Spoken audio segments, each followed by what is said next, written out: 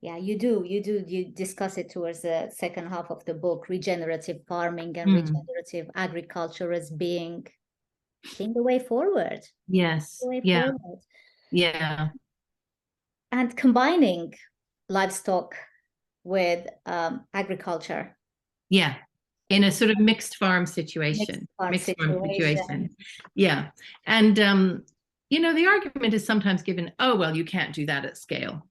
You can't do that on any grand level, and we'd never have enough to feed people. And I think individual farmers are proving that that is incorrect. They are proving that they can generate just as much food in that mixed farming system. It'll be different kinds of foods and different mix of foods, but they can generate just as much and do good for the earth and good for the soil at the same time. Perhaps it'll be seasonal foods as well. Perhaps. And Yeah. that's And how it was. and some foods not available in some areas of the country or areas of the world, but other foods are in abundance because we grow different things in different places. So, there are many, many benefits. And what I really deplore actually is when journalists or commentators rely too heavily on models, scientific mathematical models, which take one type of farming, they feed those numbers into the system, and they come up with all kinds of conclusions which really are damning for animal foods. What is never reflected in those models is the on-the-ground experience of the best kind of farming. What is happening in those farms? How much food are we producing? How much is the soil being replenished? How much carbon is being stored from the sky, from the atmosphere, rather? So those models can be an untruth, a form of untruth. And I really think that we need to be starting to factor in the real life experience of farmers, working with farmers to help them farm in the best ways. Well, you have a citation from Gabe Brown, I Gabe think. Brown. Gabe Brown of Dirt to Soil, and where he recounts his family's journey from Yeah.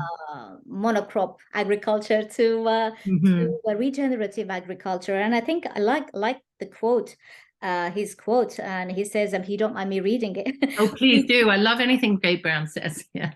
We need to wake up and realize that there is no shortage of food in the world. There are political and social factors that prevent foods from reaching the hands of the people who need it. So you discuss food wastage as well. So there is enough food, but no one discusses the food wastage. No, they're just beginning to start to tackle food waste as a concept, but still you hear all the time, oh, we need to change, we need to go plant-based because we can't feed the world. Yes, we can feed the world. We need to fix those supply chain issues. We need to fix those political issues which are stopping food getting to people, all of those things. Sure, as anything, going plant-based is not going to help assuage food poverty and hunger in those environments in developing countries where they rely on things like goats, cattle for meat and milk, and where they rely almost entirely on them for meat, milk, and also for their livelihoods. So to blithely say that going plant-based is the way to feed the world is irresponsible, I think. You also cite from Dr. Natasha McBride, here from the UK. She's from the UK as well, because she wrote the book, The Vegetarian Myth. Vegetarianism Explained. That's right. That's the one where she actually says what you're just saying, that there is nothing saving the planet in choosing a vegetarian lifestyle. Just the opposite, you become an activist for the destruction of the planet. Quite powerful words. Yeah. Very powerful. Again, if you said that in a room full of ordinary people, they would probably go, what are you talking about? So inculcated have we become in these arguments. It's almost like they're unquestionable, and people are regarded as just a little bit crazy when they say things like that. So we have work to do. We have a lot of work to do. We have a lot of work to do because the forces which are advocating for plant-based diets for humanity are powerful. Very powerful.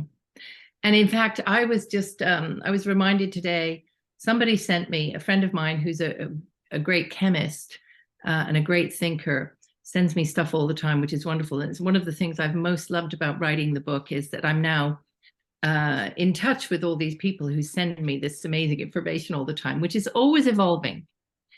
And he sent me this article about a specialist in plant-based meat who works at Berkeley University, Berkeley, I think they call it. We call it Berkeley, they call it Berkeley. And he's a specialist in alt meats. And so he's been studying this for ages. And you could say he has a vested interest in promoting those alt meats. But what he's saying is these meats are not viable. They are not going to be able to replace animal sourced meats. And there are all kinds of reasons for that, to do with scalability, to do with the energy use, to do with the actual lack of viability of the very technology which is they're trying to implement. So he's saying, but the arguments are so powerful, and those individuals are going to hang on to those arguments in favor of plant-based and plant-based substitutes for meat because so much money has been invested. They cannot afford to backpedal and come off the track and say, actually, this isn't going to work. Maybe we're going to have to eat animal source foods after all. Nobody can afford to say that. So they are going to defend those arguments until their dying day. And that is what's happening. And it may well be that their dying day comes. And then they do have to suck up reality. Yeah, you do have a whole chapter on fake meats. Actually, you call it faux meat, and I quite like faux meats and cell cultured meats. So that's another one. Something else I like about it. I like that you actually bring in references from current present day scientists, dietitians, researchers, nutritionists, doctors. Everyone knows. So your citations aren't just from the 1950s and 60s. These are people around us. These are people who have a very the sort of active presence on social media that we can all relate to. So I love that you bring in even tweets and statements put out by be it Dave Feldman or Zoe Harcombe. Yeah. You have citations from Georgia Ede, James Di Nicolantonio, and all the rest. Yes, yeah. So everyone is cited in there. Everyone is referencing there. I like that because you bring in everyone's input. And then the picture kind of all comes together. It becomes so much clearer.